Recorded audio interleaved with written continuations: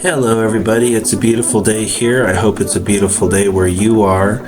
I've got some Mandalorian body armor ready to turn into Beskar.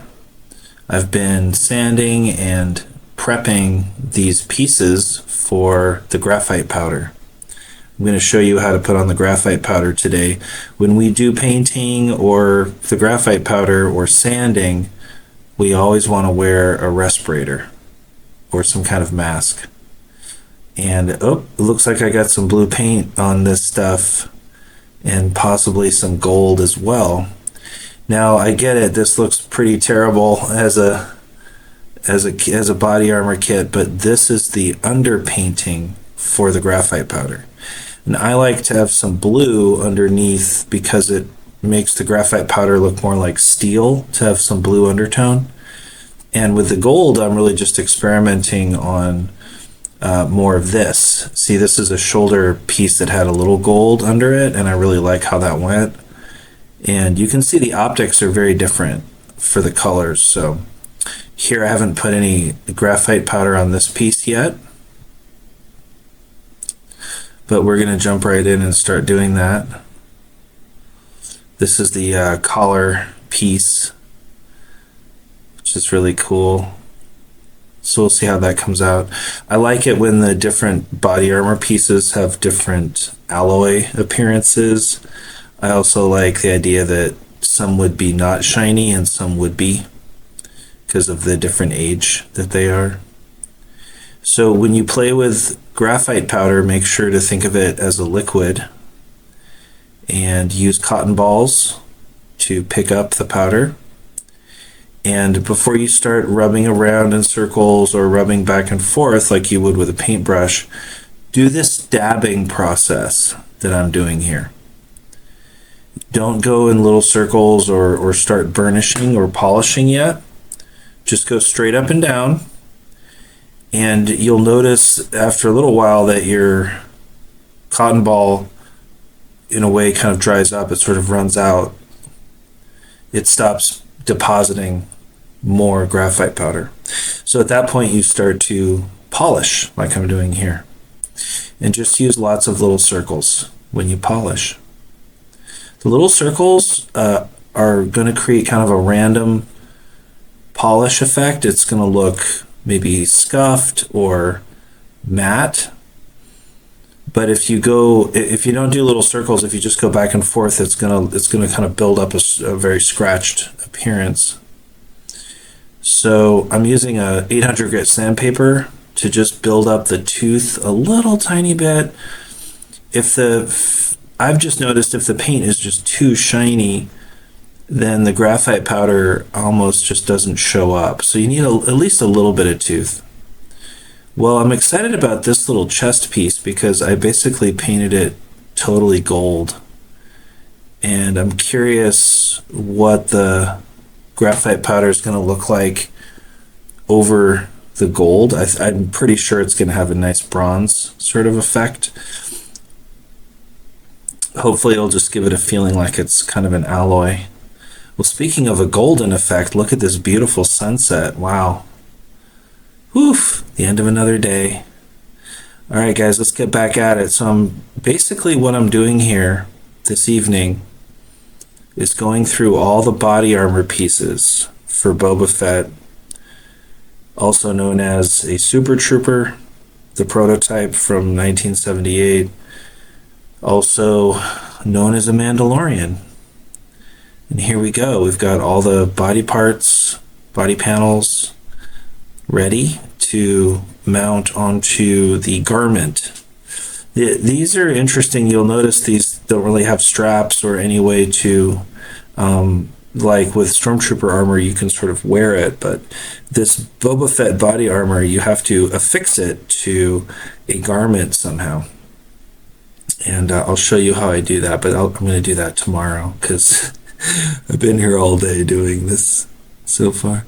But yeah, I like how the blue undertone is just really strong and kind of pops up there and is kind of unexpected. And I think the shoulder pieces just look real classic and very expected. So it's sort of a mix between expected and unexpected finishes.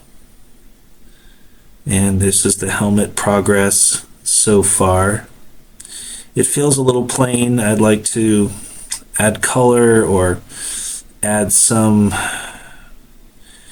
aging, to it, possibly like a sand, maybe make it dirty, could be a way to go. Yeah, but I really like how the polish came out on this guy, so we'll just see how it all looks together. The armor kit is an ensemble. And speaking of that, of course, Boba Fett also has gauntlets, and I've prepared these gauntlets to also receive the Beskar treatment, but I still need to sand these and do the prep painting. These are just raw prints right now, so that'll be tomorrow. Okay guys, here we are. We've got a new day here. I've got the undergarment ready to have the body armor epoxied to it. I'm using JB Weld epoxy. I find that works great. It's a 2-part paste epoxy. It's very similar to PC7 or PC11 if you've ever used that. It's pretty liquid. It's very liquidy. It's very sticky, and that's very important to help with the adhesion to the fabric. Here I'm just kind of looking at and comparing the layout of a previous garment that did work out pretty well, but it felt a little tight around the neck. So I want to make sure this time I get the collar piece just a tiny bit lower, just to see how that looks. I know it'll be easier to put on and take off for sure, and if it looks okay, then yay, problem solved.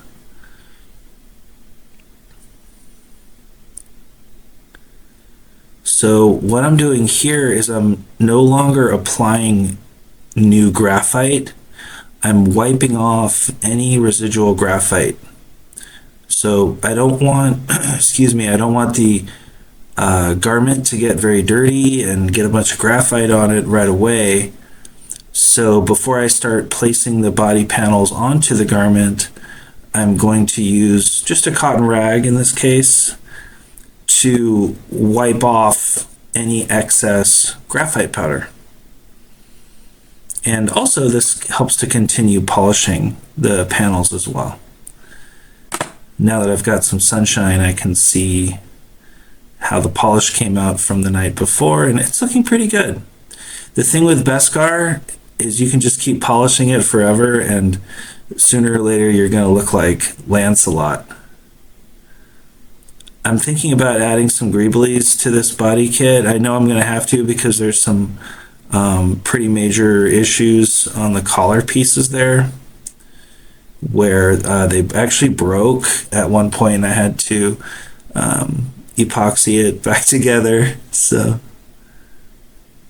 But anyway, all of that just gives the kit a little bit of history. So here I'm mixing the two epoxy, part A and part B. Mix it together and apply it to the armor, and then place the armor onto your garment. I have placed some garbage bags inside my garment to help fill it out and make it more barrel shaped so that the armor, which is also body shaped, or you could say barrel shaped, can sort of rest and the epoxy can cure, not being under any stress of any kind.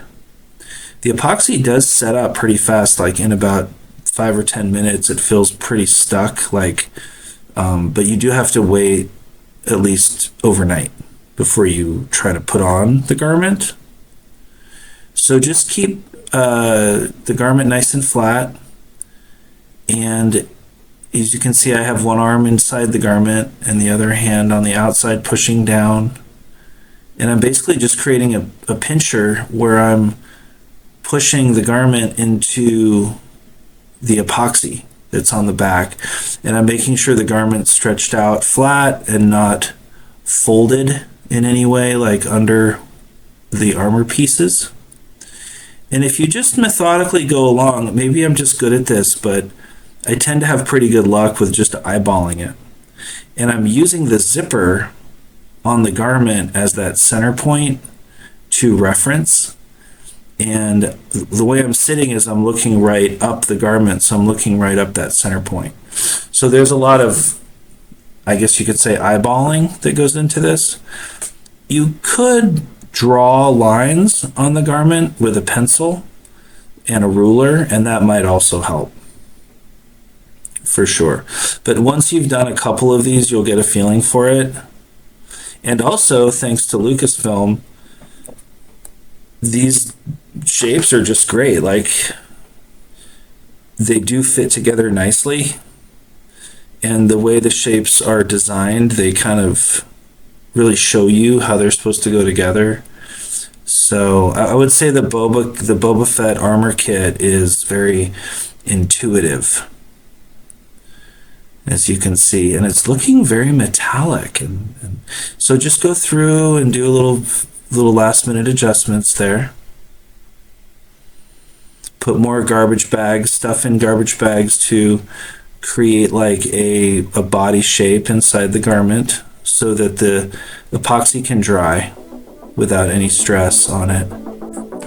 Well guys, I hope you learned something from this video. If you did, if you enjoyed the video, please throw me a like, and welcome to this channel. I'm really interested in sharing information, so if you have any questions, just throw me one in the comments and I'll get back to you. See you later.